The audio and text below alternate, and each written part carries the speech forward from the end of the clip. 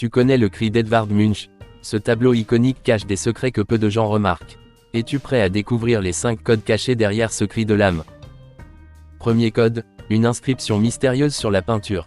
Si tu regardes de près, il y a une phrase écrite à la main dans le coin supérieur gauche, ne peut avoir été peint que par un fou. Mais qui l'a écrit? Pendant longtemps, on a cru à un acte de vandalisme, mais les experts pensent aujourd'hui que c'est Munch lui-même, répondant aux critiques de son époque. Deuxième code, une inspiration réelle.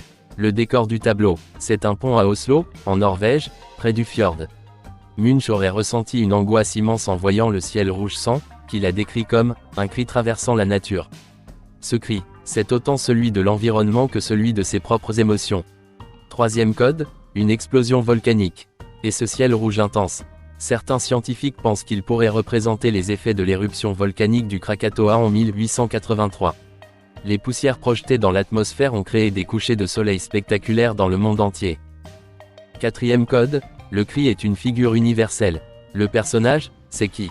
Munch n'a jamais voulu peindre un individu précis.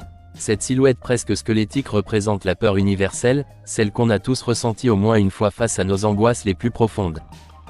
Cinquième code, le cri n'est pas un tableau unique. Munch a créé plusieurs versions, en peinture, pastel, et même en lithographie.